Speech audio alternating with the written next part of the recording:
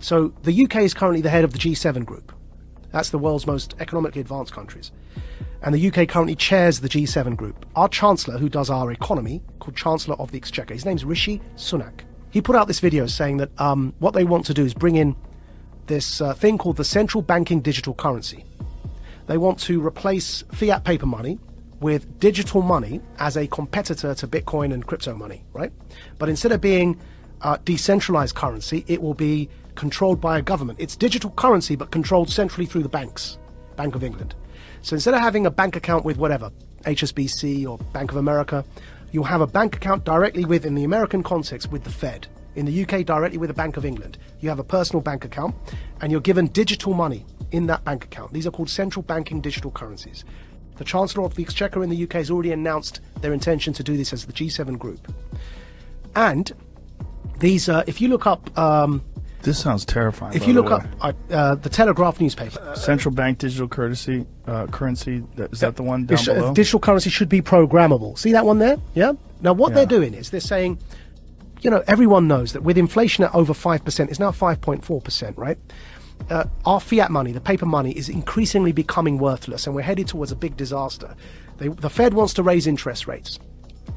But we're in so much debt that if you raise interest rates, people are going to suffer because we're living on debt as Western economies. So they realize that this kind of the lifespan of paper money is fast coming to an end because of the 2008 economic crash in particular. So they're bringing in these central banking digital currencies. Why is that word programmable in there? So what they said in that article, and the Chancellor put a video out saying this as well, they've said that this money that you will earn from work, instead of having paper money, you have this digital money. It's programmable so that you can't buy certain foods, or if you do something that your employer doesn't like, it's all in that article. You won't be able to spend your money. In other words, it's not money. They're vouchers. They're like food vouchers. And they can be programmed so that, like the Chinese social credit system, that if you try and use them on a certain thing, it won't work. You say you want to buy a burger and they want you to buy bugs, which is one of the examples used. If you start to try and buy unhealthy meat, it just won't work. You tap your card, you can't buy the thing because you've met your quota that month of burgers.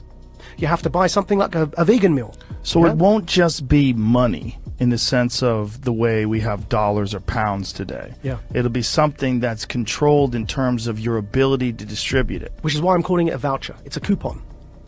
But even a coupon, if you have a coupon to buy bread, you can still buy the bread. Like, there's But you can't buy, see, that coupon to buy bread, what you can't do is buy a burger with that coupon. It's for bread. Right. Yeah? Right. Do you feel like you're sounding the alarm Yes. for people that don't understand what is going on? So here, I'll put it up for you here, yeah? So there's the video.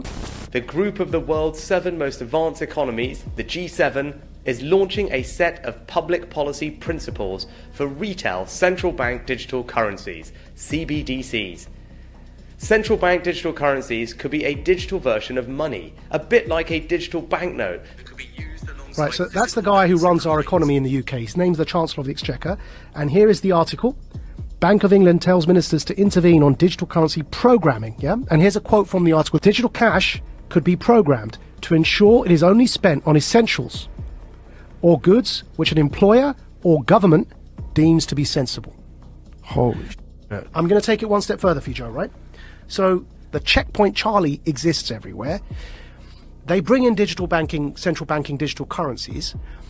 You've got a scenario now that you're checking in and out everywhere you go using vouchers that are programmed, and you can only spend where you're told you can spend them. There's another word for that, man. That's called the Chinese social credit system. So what they are telling us, and when I say they, who's they? People in power. That's the head of our economy, the Chancellor of the Exchequer, second most powerful person other than the Prime Minister and maybe the Foreign Secretary in the UK, right? He's telling us, I just played it there for you, he's telling us that's what he, as the UK, the head of the G7, want to bring in for the G7. And if I'm speaking to you the way I'm speaking now, and my employer or government, you heard that in the quote directly, yeah, deems me as saying or doing something inappropriate, suddenly I can't actually pay to come here and speak to you anymore. My digital currency won't even pay for the ticket because it will be known that I'm coming to speak to you. Sorry, your vouchers don't allow you to purchase that ticket to go and speak to Joe. And this is where we get into the kind of censorship that we see in social media that is not... You can't have that kind of censorship with the First Amendment in normal discourse. But you can have that kind of censorship if you've developed a digital platform that distributes information, but it's a private company. Yeah. So think about what money is, where you can spend it on whatever you want, versus this digital currency, which is essentially controlled in a sense. Yeah. Like you have free speech on Twitter, but you really don't. Yeah. Because if you go too far or you talk about something that they don't find appropriate, they'll just ban your account. That could be what we're looking at in terms of what we think of as free speech being social media platforms, could be what we think of as your free range ability to buy whatever you want with whatever money that you've earned. So what's going on here, right? What's going on here is, with this central banking digital currency, if you get to that situation where you end up with the Chinese social credit system in the West, why would anyone want to do that, right? I believe we're in a moment of the Gutenberg press. Go back to when the printing press was invented. Technology disrupts power structures. It always has. Printing and its invention was a new technology. What happened when they invented the printing press?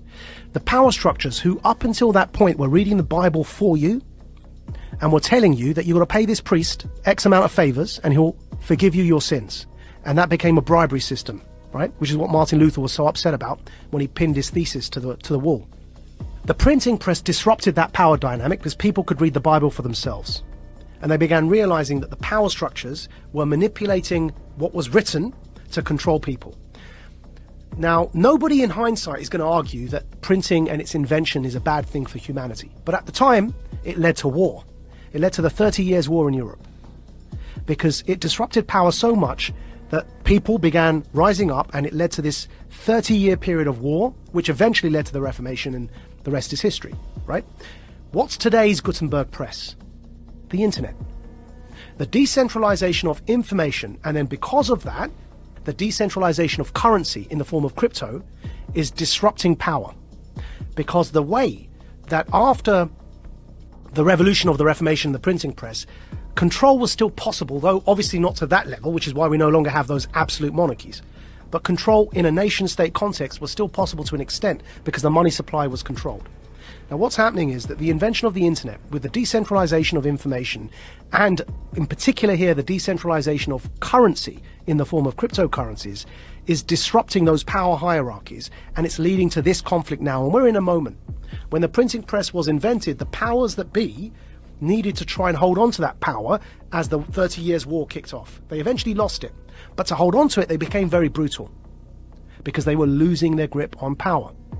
Today, to have the infrastructure in place that you can have a checkpoint Charlie society, so that when the central banking digital currencies are in place, that infrastructure is already there because people were so scared they voluntarily allowed you to put that in place, so that you can maintain your grip on power, because what's coming around the corner is the decentralization of everything, of media, therefore of narrative, and of course remember, whoever defines the truth gets to define reality. Decentralization of the economy through crypto. You no longer have the power to define the story and control the money supply. So the powers that be, who are losing that power, need to clamp down. They're clamping down on their own children, because we are people who are born of the West. So it's an internal civil war in a hybrid war context over truth and over information. Centralization versus decentralization. It's no longer about left or right. It's about up versus down. It's about power versus those who don't have power.